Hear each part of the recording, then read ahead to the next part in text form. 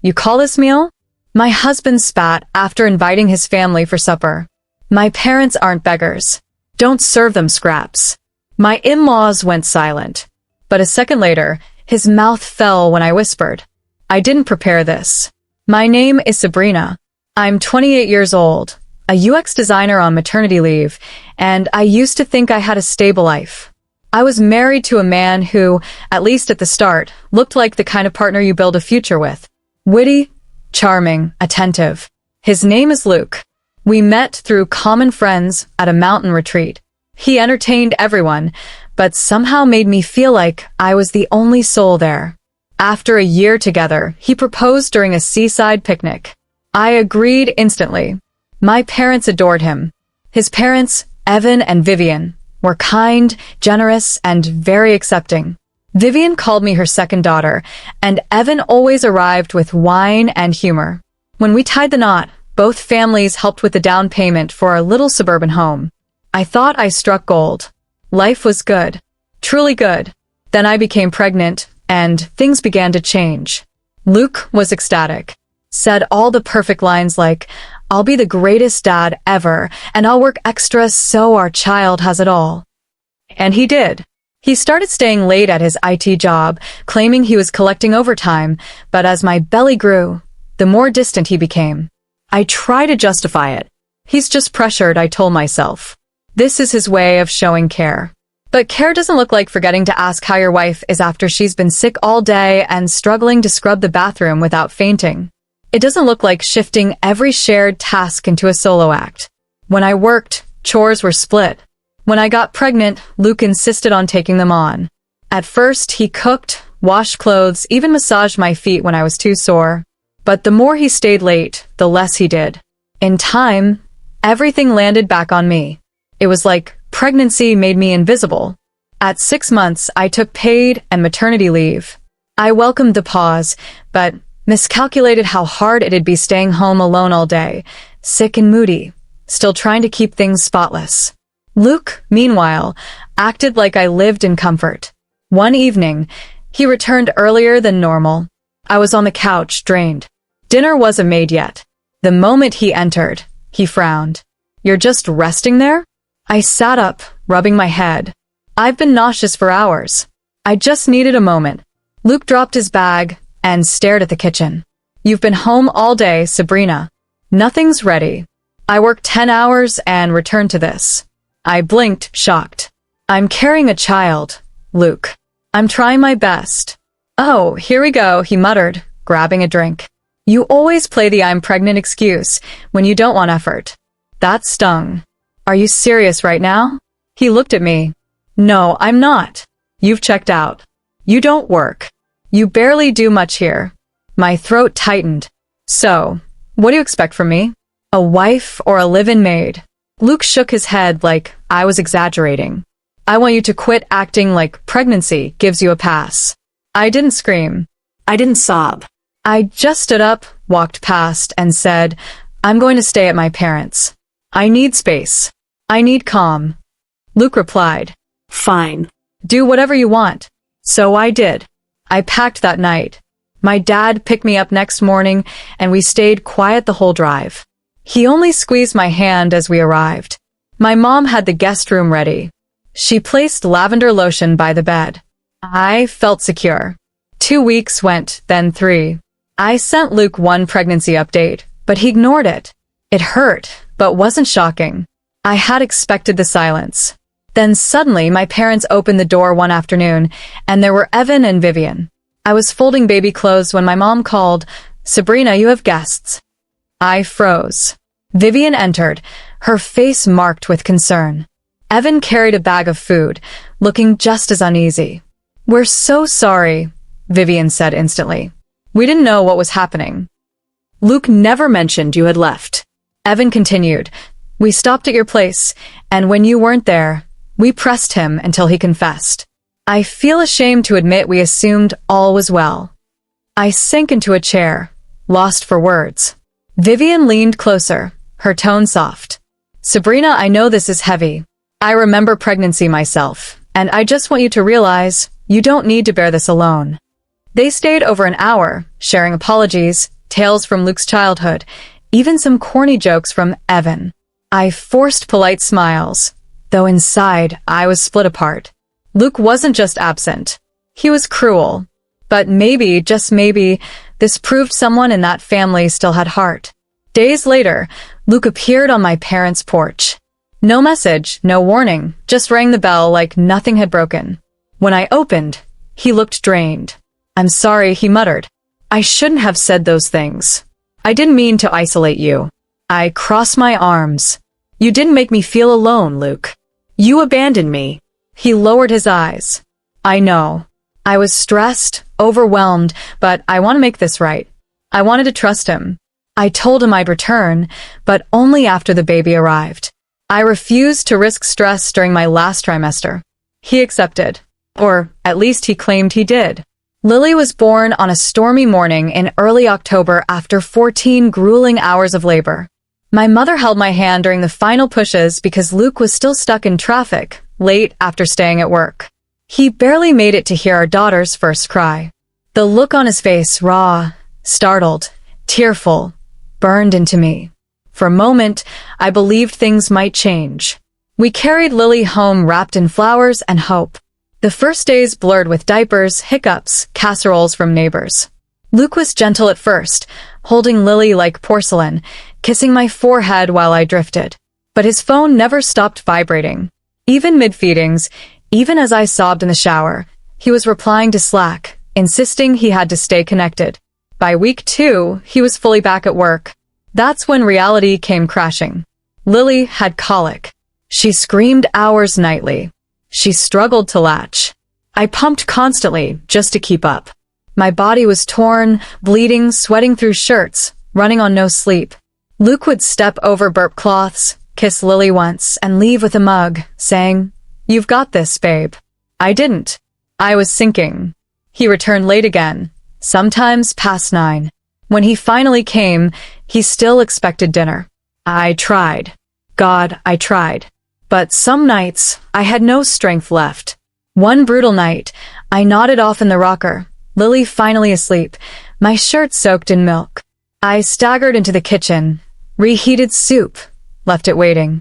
Luke arrived, surveyed, and arched a brow. "Soup again?" I blinked at him. "It's all I could manage." "She's cried since noon." He smirked tightly. "You know my parents visit next Saturday, right? I expect you to actually prepare something." "I haven't forgotten," I said. "But Vivian already texted me. She said I shouldn't stress about meals." Luke scoffed. "That's only her being polite. I don't want them thinking you can't handle lunch." I stayed silent. The following week was chaos. Lily's sleep collapsed further. I lived on coffee and dry shampoo. The night before, I tried making pasta bake, but abandoned it during Lily's breakdown. By morning, I shook with exhaustion. Luke left early saying, "Remember, no store-bought junk." I want Mom convinced we've got things together, as though we weren't falling apart the second he walked out. Desperate, I called a gourmet deli and ordered an artisan spread, marinated olives, rosemary, focaccia, truffle hummus, prosciutto, imported cheese, handmade crackers. I even bought tulips from the florist. While arranging everything, the bell rang. Opening the door, I saw Vivian and Evan, smiling wide. "Surprise?" Vivian said, a bottle of wine in hand and warmth in her eyes. Evan raised a bag. "We thought you could use some backup." I nearly burst into tears.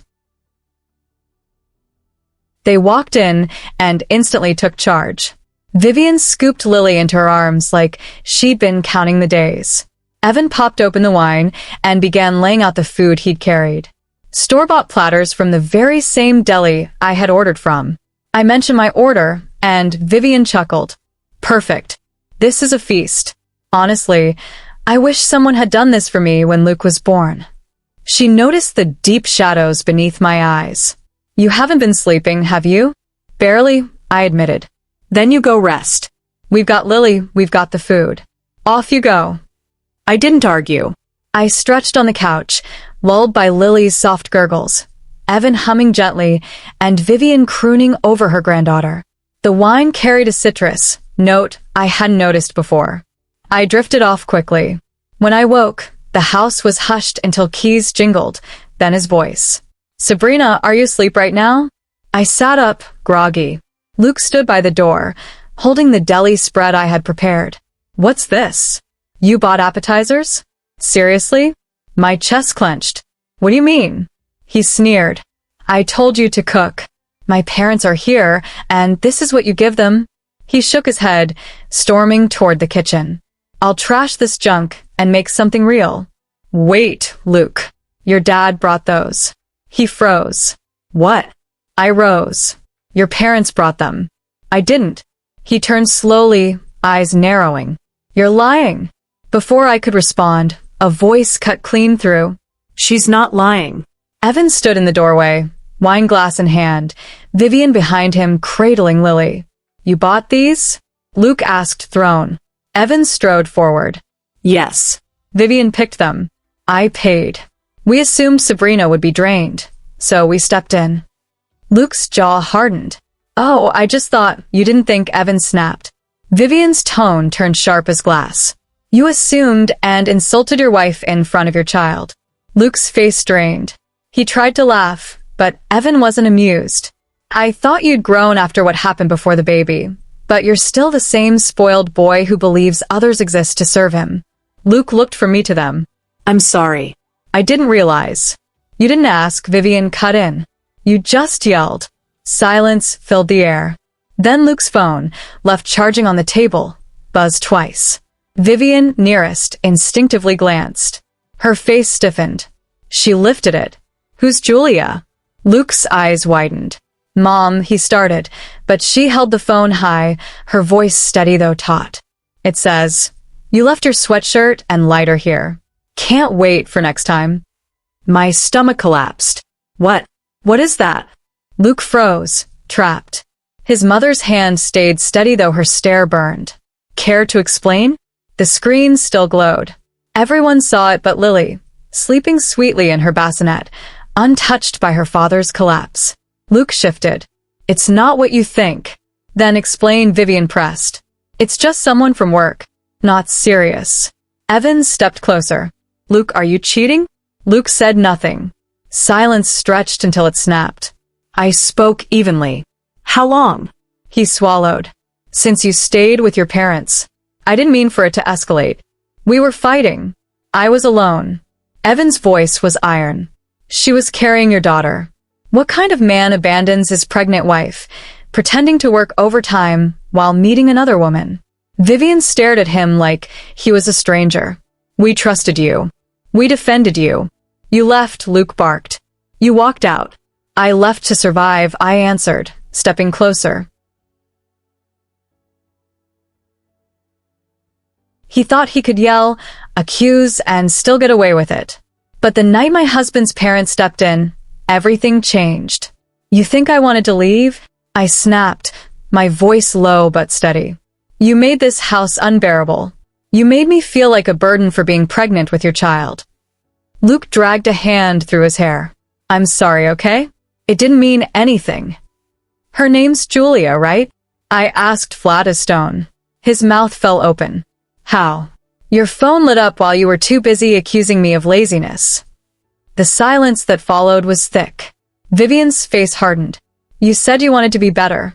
Instead, you insult your wife, lie again, and now this. Luke tried to protest, but Evan cut him off. Don't. You don't get to talk. Then Evan turned to me. Do you want him out? Yes, I said without hesitation. Luke's jaw dropped. You're kicking me out of my own house? You've forfeited your place here, I told him. I won't share a roof with someone who disrespects me in front of my child. Evan disappeared down the hall and returned with a duffel bag, setting it hard at Luke's feet. You'll stay with us until this is resolved. Luke looked to his mother. Mom, you're our son, Vivian said coldly, but that doesn't make you right. I carried Lily to her nursery as they escorted him out. I didn't look back. 3 days later, they returned without him. Only a manila folder and a check. He signed everything, Evan said. Divorce, custody, child support done. I hesitated at the envelope Vivian handed me. I can't take money from you. You're not. Evan said firmly. You're taking it from people who believe in protecting the innocent. Every penny comes from him. We control his salary now. No more secret spending. No more credit cards. Just an allowance to survive. That afternoon I signed. Luke never came back. Julia vanished the moment the divorce was public. His company demoted him. He moved into a basement apartment near the bus line. His parents never missed a single support payment. Meanwhile, Lily and I healed. My parents gave us safety. My work gave me purpose again. And in a small sunlit apartment with secondhand books and stuffed animals lined like guards around her crib, my daughter gave me peace. Do I miss marriage? No. I miss the fairy tale I clung to too long. Do I regret anything? Yes, shrinking myself to survive. But I don't regret leaving. I don't regret saying this ends here. Because it did. And I am still here, stronger, freer, and finally alive.